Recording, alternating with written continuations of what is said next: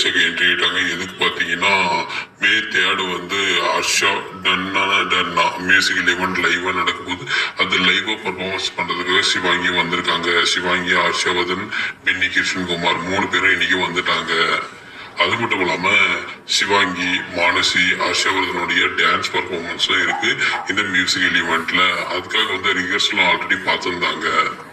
So நீங்க எவ்வளவு wait பண்ணி சொல்லுங்க. டன்னா மியூசிக்கல் ஈவெண்ட் பக்கத்துக்கு கமெண்ட்ல சொல்லுங்க.